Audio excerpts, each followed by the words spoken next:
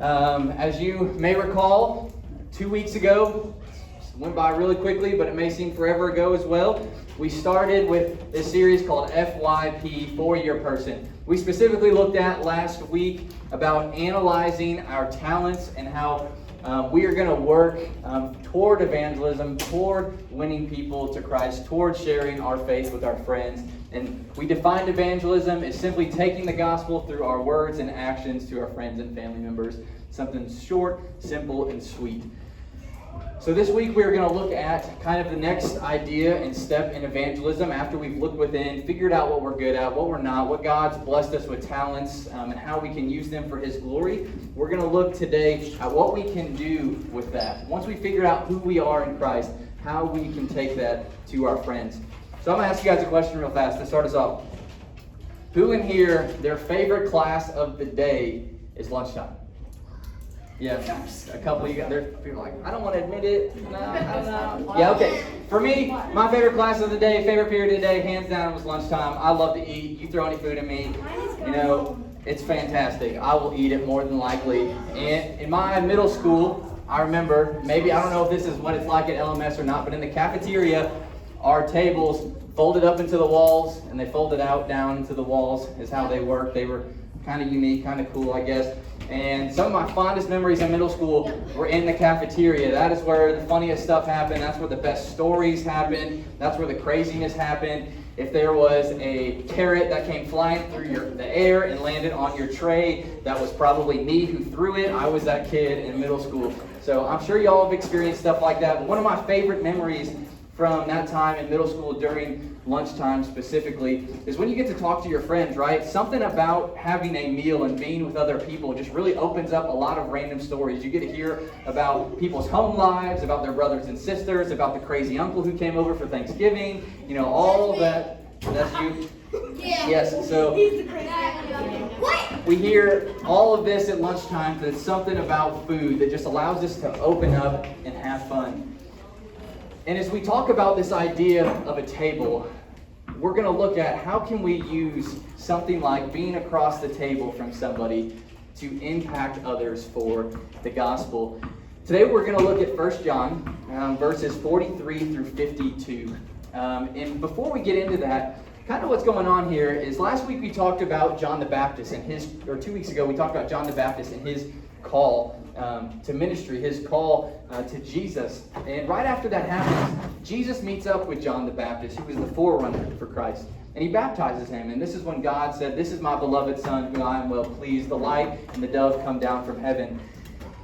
And after this happens, Jesus goes right into his ministry. He begins to call his first two disciples, Philip and Nathaniel. And we're going to take a look at this instance and this happening here and kind of what was going on with Philip and Nathaniel right after Jesus started his ministry. So we're going to read John chapter 1, verses 43 through 51.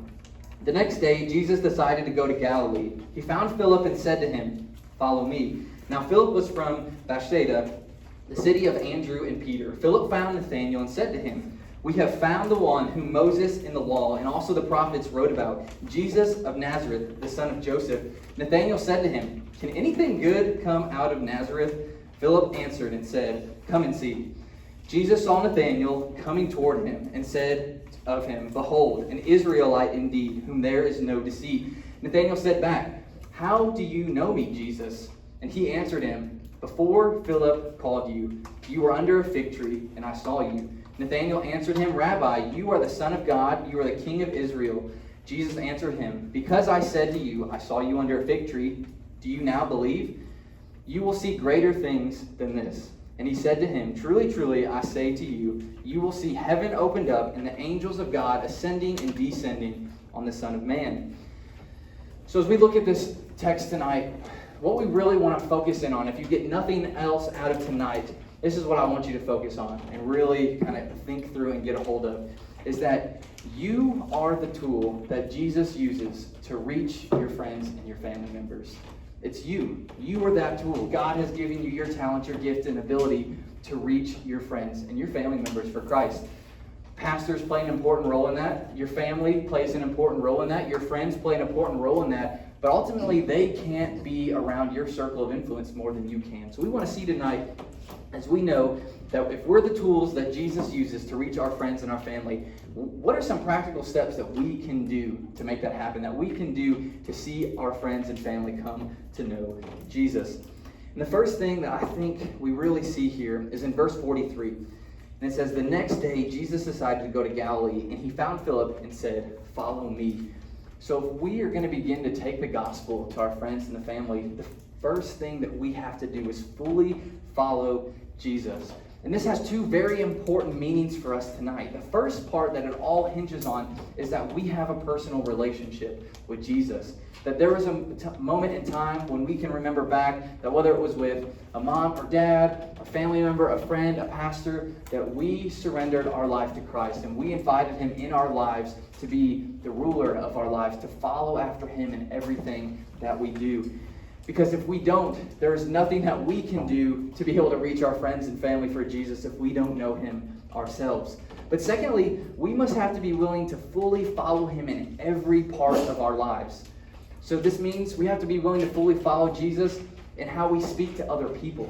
Are we the kid who's known as the one who does not use good language, who cusses, who gets mad, who gets angry, and yells at other people? Or are we the student who, no matter what's going on, whether things are going good or things are going bad, they know that they can count on you to have someone with clean lips and be able to talk in love and grace to other people? This also means that we have to fully follow Jesus in how we respond to how others may treat us. So whether they're being nice, whether they're being mean, whether they're picking on us, we have to be willing to fully follow Jesus. And instead of making the situation worse and fighting back and pushing back, we choose to have grace and love and fully follow Christ.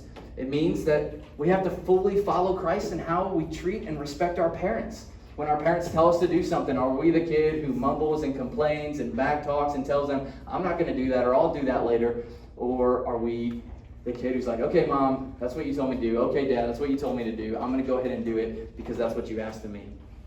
This also means we have to be willing to fully follow Jesus and how we act on our sports teams and our clubs. Are we known as the student when our teammate does something wrong that we punch the ground and we get mad and we go off yelling?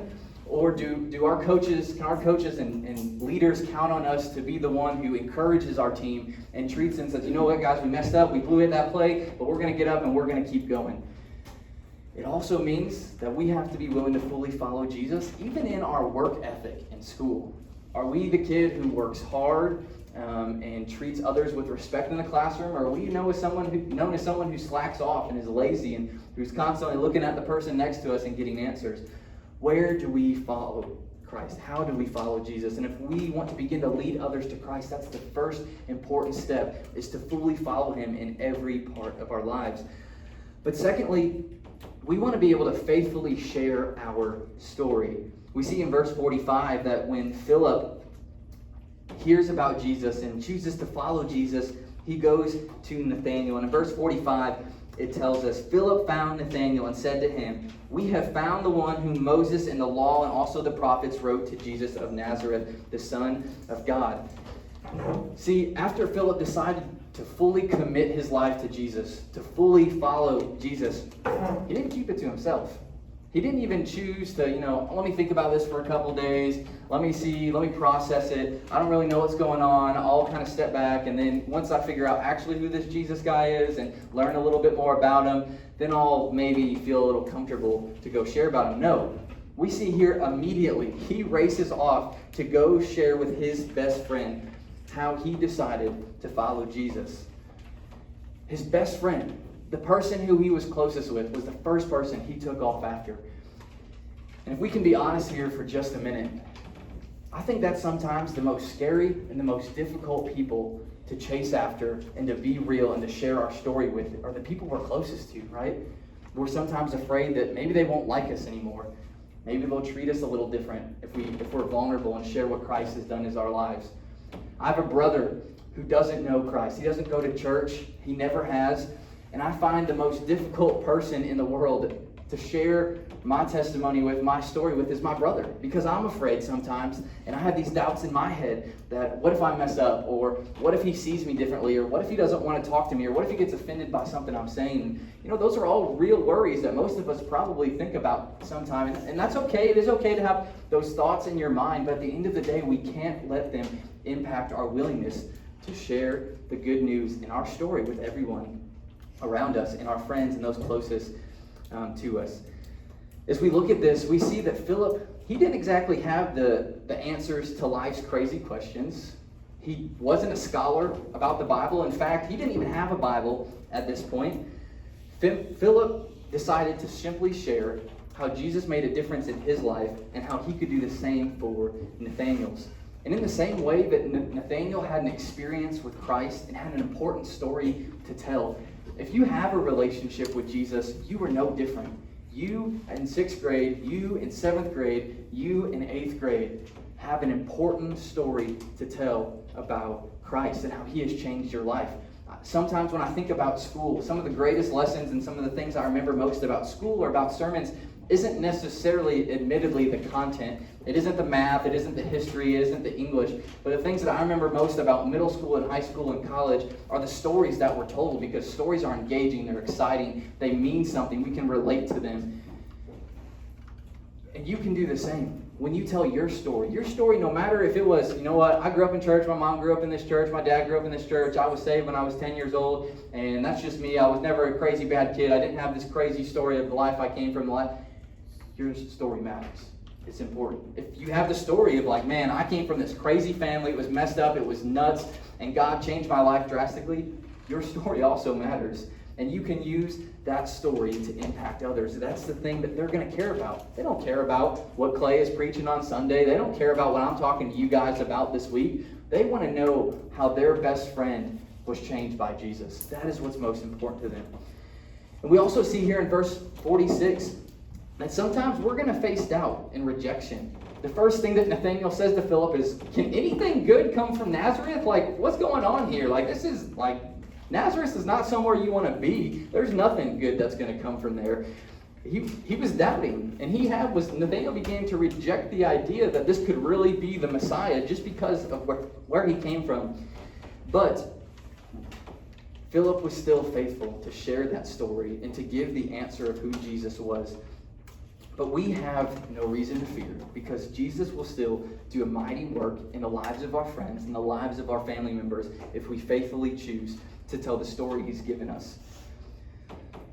But lastly, we see down here a little bit later in a few verses that if we want to see others come to know Jesus, we have to choose to freely invite them. Nathanael said to him, "How do you know me?"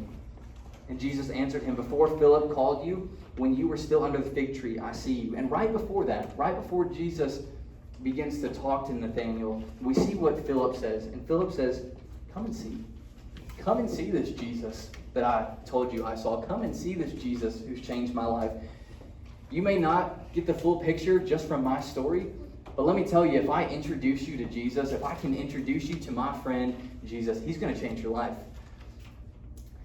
After we have been faithful to go and tell others and share our story about how Christ has changed our life, inviting them to see what real community looks like is an important part of experiencing the fullness of what the gospel means for you and I.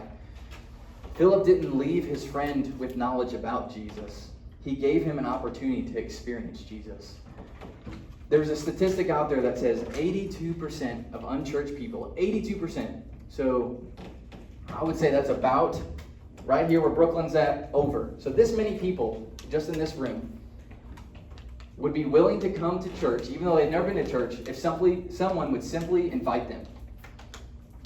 82% of people. So think about that. If you have 200 people in 6th grade, I don't know if there's that many, I'm just throwing out a number, but 200 people in your 6th grade class, 80% would be almost 160 students that would be willing to come to church if you were simply willing to invite them. Because the reality is, people don't join organizations. They don't join something because they saw it on TV or heard it on the radio. People join people. People join how they see it's impacting you. They join experiences. So if you simply take the time and the opportunity to fully follow Jesus, to share your important story, and take the time to invite just one person, you have the ability to help change the lives of your friends. See, but here's the exciting thing. We think through all these little things, these little nuggets in here that Christ is talking about how we can reach out to other people, how we can evangelize, how we can share the gospel. But that's not where he stops. At the end of this, Christ says, "Truly I say to you, we will see the heavens open up and the angels of God ascending and descending on the Son of Man." Jesus is simply telling them that if you're willing to follow me, and you're willing to share your story, and you're willing to invite other people to come experience who I am, you are going to see a mighty work that you've never seen before. So right here we have a little container here, a little vase full of some ping pong balls. Little container to make sure the ping pong balls don't go crazy either, so just making sure. So when we take time to read our Bible each week, each day, we see the Holy Spirit moving and working a little bit. We see the balls moving around. When we take time to pray and to worship and to come to church on Sunday, we see the Holy Spirit moving and working a little bit. When we take time to share our story and to tell others about Christ, we continue to see God working and moving. We see these ping pong balls rising. But when we take the opportunity to pour into somebody else and share the gospel, Christ says you are going to see a mighty work that is so unexplainable that it's just going to continue to fill you up. And as you are filled up, you are going to overflow and make a difference for my kingdom. And just as Christ has poured into us, just as our teachers have poured into us and have seen this work in us and the excitingness in our lives as we've come to know Jesus, we are able to do that same thing if we are willing to take the time to fully follow Christ, to faithfully tell our story, and to freely invite others to church.